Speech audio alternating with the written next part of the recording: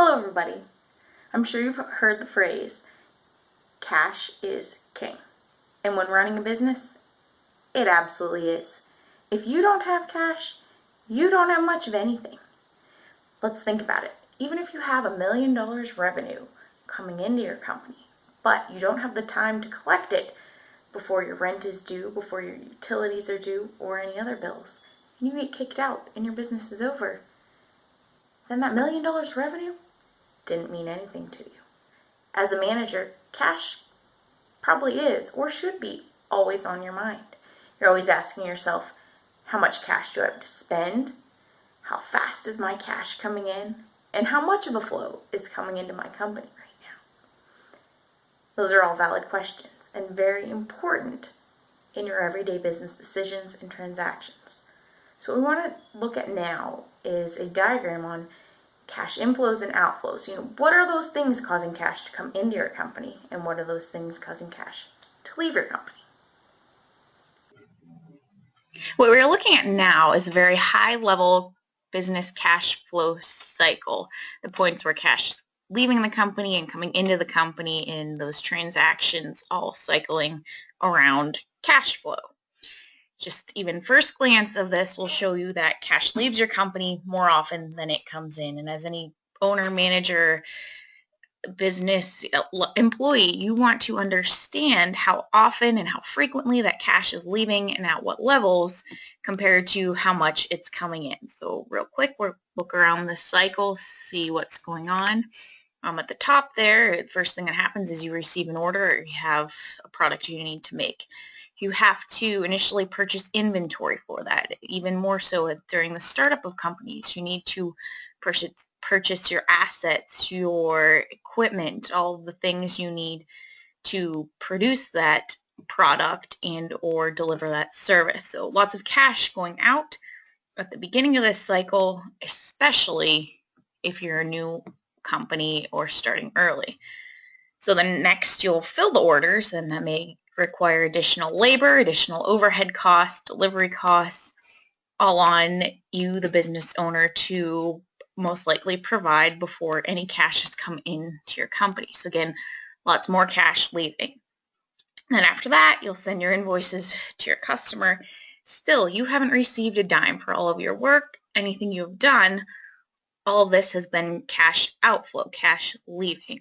Nolan Bushnell, actually the founder of Chuck E. Cheese, once said, "A sale is a gift to the customer until the money is in the bank." And at this point, all of your sales are still gifts to the customer. It's not until that fifth circle there that your invoices are paid by your customers. So you finally bring in all of the cash you're owed, which better be more than you paid for all of these things in time. So that's it. That's your general cash flow through a company. As I mentioned, as a startup or a new business, you're going to have to pay attention to this even more. All the money going out, it's probably going to be way greater, your investments, than the money coming in. So you'll need to forecast. You will need to make sure you have some way to finance all of these things, your inventory, your assets, your labor, your payroll, before any of that money comes back into your company and before you collect anything. So when you think of all those opportunities in the diagram, profit isn't always cash. And you could be making money within your company, but your bank account isn't gaining at all. If you've ever noticed that your income statement says you are gaining money, but you don't have any to spend, there's a couple of things that might affect that. 3 primary ways, and we're going to talk about those.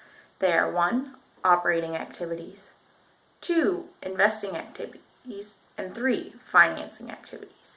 And what we mean about operating activities are the things you do in your business, maybe your investments in inventory. Say you've spent a lot of money on inventory, you're growing that, you're paying cash to have that inventory come into your company. But before you've sold it, there's no revenue, there's no cash, there's no profit from those things. So if you're growing your inventory, you're spending money but not getting any back in your profit.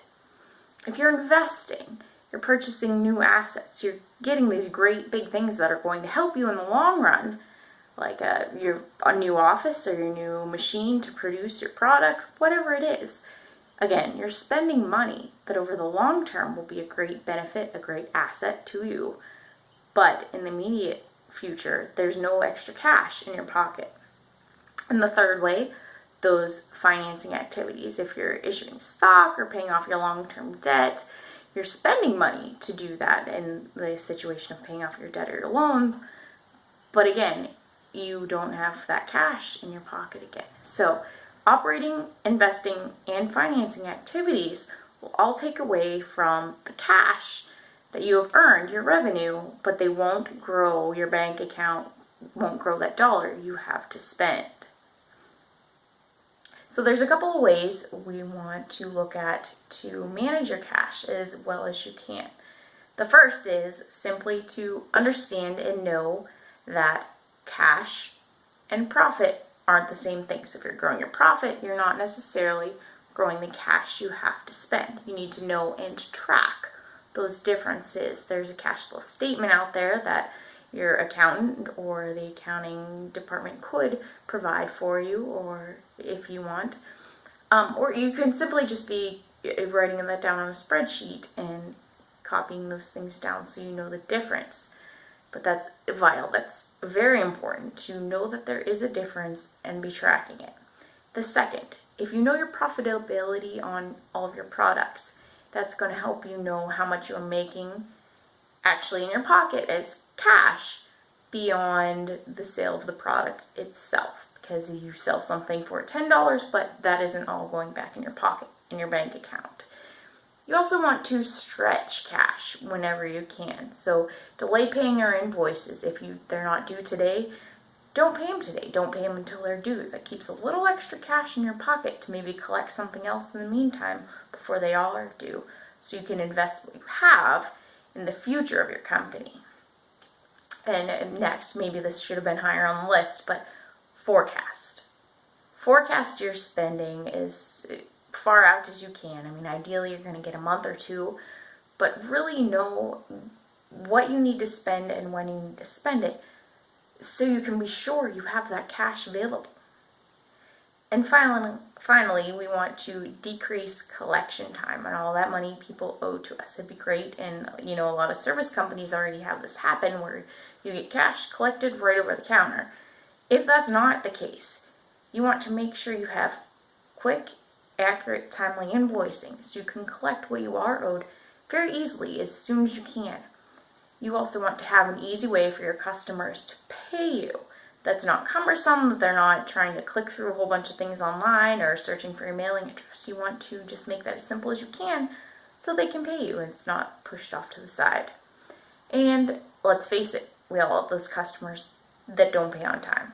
So we want to have a process or a schedule, a standard way to reach out to them and collect on those also. You don't want to just brush them off. You don't want to forget about them. But you need to have that process and that way to go collect those due debts in time. So that's it, in a nutshell. Cash flow. The cash coming in, the cash going out, tracking the difference between that and revenue.